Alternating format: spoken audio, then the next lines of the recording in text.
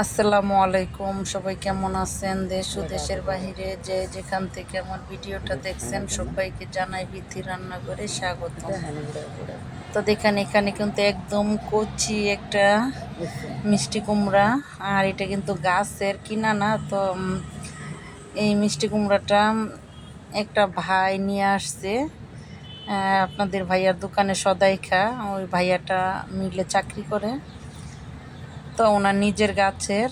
তো ভেন্ডি আর মিষ্টি কুমড়া আনা হয়েছে। তো ভাবতেছি এত কচি একটা কুমড়ার যেহেতু গাছের, এটা নাকি খুবই স্বাদ খেতে, কচি থাকতেই নাকি মিষ্টি লাগে। তো ভাবতেছি যে একটা রেসিপি তৈরি করব। তো আমি কই তার আগে যেহেতু কুমড়াটা একদম কচি, একটু ডেকোরেশন করে নেই, দুই একটা শর্ট ভিডিও তৈরি করা যাবে। তো সেই উপলক্ষে কিন্তু পরে কুমড়াটা একটু ডেকোরেশন করা হয়েছে। তো দেখেন কত সুন্দর একটা ডেকোরেশন করা হয়েছে। ডিজাইনটা কিন্তু দারুণ ছিল, আসলে অনেকটাই ভালো লাগছে। পরে আপনাদের ভাইয়ার হাতে ডেকোরেশনটা করে নিলাম। তো পরে কিন্তু এটা সুন্দর করে করা হয়ে গেছে ডেকোরেশনটা। তো আশা করি ভালো লাগবে আপনাদের মধ্যে। তো দেখেন কি সুন্দর করে আমি এটা দেখায় নিতেছি ঘুরিয়ে ঘুরিয়ে। আমার কাছে অনেকটা ভালো লাগছে ডেকোরেশনটা করানো। তো এটা দিয়ে একটা শর্ট ভিডিও তৈরি করলাম, আর এখন রান্নার জন্য প্রসেস করতেছি। দেখেন খুব সুন্দর হইতাছে কিন্তু। আর এখন এটা আমি আজকে কী দিয়ে যে রান্না করব, মানে একদম ইউনিক একটা রেসিপি তৈরি করব। আপনারা কে কে এইভাবে মিষ্টি কুমড়া খান অবশ্যই কমেন্টে জানাবেন। তো আমি এখন কুমড়াটা কিন্তু চিরচির করে কেটে নিব, আর এটার খোসা কিন্তু আলাদা করব না, কারণ কুমড়াটা একদমই কচি। তাই আর এরকম কচি কুমড়া কিন্তু এটা যদি খাল ফেলে দেয় তাহলে একদমই গলে যাবে, আর এটার খালি কিন্তু স্বাদ লাগবে। যেহেতু এটা একদম কচি, বিচিগুলো কিন্তু টিপ দেবার আগেই গলে যাচ্ছে, সেজন্য এটার খোসা আলাদা করব না। আর আপনারা এইভাবে মিষ্টি কুমড়া খোসা সহ রান্না করেন কিনা অবশ্যই জানাবেন কমেন্টে। আর আমি কিন্তু এরকম চাকু দিয়ে তরি তরকারি করতে কিন্তু অভ্যস্ত না, তাই কিন্তু আমার একটু সমস্যা হয়ে যায়। তো আশা করি আপনারা এটা স্কিপ করবেন। আমার একটু লেট হয়ে যায়, কারণ এরকম আমার কইরা অভ্যাস নাই। আমি দা বটি দিয়ে কাজ করলে আমার কাছে ভীষণ ভালো লাগে, এটা আমি অনেক পছন্দ করি, সেই জন্য আমি দা বটির কাজই করি। আর এদিকে এখন এটা আমি খোসা সাথেই কিন্তু ফালি ফালি যেটুক পিস করার দরকার আমি এটুক করে নিতেছি। আর এটা এতটাই কচি, আমি কাঁচা একটু মুখে দিছি, দেখি যে এতটাই মিষ্টি, হালকা হালকা মিষ্টি লাগছে। এখন আমি এটা ধুয়ে নিতেছি ভালো করে। তো মিষ্টি কুমড়া কিন্তু বেশিক্ষণ পানিতে ভিজিয়ে রাখলে, তরকারি রান্না করলে তরকারিটা পাংশা মনে হয়, তাই কিন্তু আমি সাথে সাথে পানি দিয়ে এটা উঠিয়ে নিতেছি। আর যেহেতু এটা গাছের কুমড়া, তেমন কোনো কিছু মেডিসিন ওষুধপত্র দেওয়া নাই, তাই কিন্তু আমি তেমন বেশি ধুবো না, শুধু দুইটা ধোয়া দিছি। আর তরকারিটা আমি একদমই আগের মতো তেল ছাড়া রান্না করব।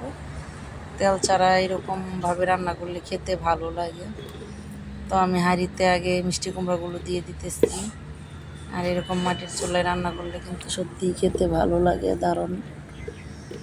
তাই কিন্তু আমি মাটির চুলায় রান্না করি। আর আমার মাটির চুলা কিন্তু রান্না করতে দ্রুত হয়ে যায়, গ্যাসে কিন্তু রান্না একটু দেরি হয়। মাটির চুলায় আমি জুট চুলার মধ্যে লাকড়ি দিয়ে একসাথে বসিয়ে দিই, দ্রুত হয়ে যায়।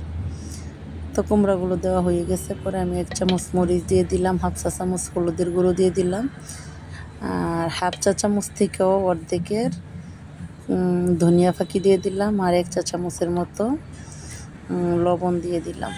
এখন এটা ভালো করে আমি নাড়াচাড়া করে মিশিয়ে একটু পানি দিয়ে দিব, কারণ এটা তরকারিটা শুকনো হবে না। তো আমি কিন্তু এখানে কোনো প্রকারের তেল ব্যবহার করি না, এটা তেল ছাড়াই রান্না করব। খেতে অনেক ভালো লাগে। আবার তেল দিয়ে যদি রান্না করতাম তাহলে আবার এটাতে আদা রসুন দেওয়া লাগতো, আদা জিরে সব কিছু মশলা দিয়ে রান্না করা লাগতো। তো আমার তরকারি রেডি হয়ে গেছে, এখন আমি চুলায় আগুন দিয়ে দিতেছি। এরকম চুলা লেপাপুচি করে রান্না করলে কিন্তু আসলে ভালো লাগে দেখতে। তো এখন আমি চুলায় আগুন দিয়ে দিলাম। আজকে আম পাতা দিয়ে রান্না করব, লাকড়ি না। তো দুই চুলায় দুইটা বসাইছি, একটার মধ্যে ভাত আর একটার মধ্যে মিষ্টি কুমড়া। দ্রুতই হয়ে যাবে, আর পরে মাছ বোনা করে নিব।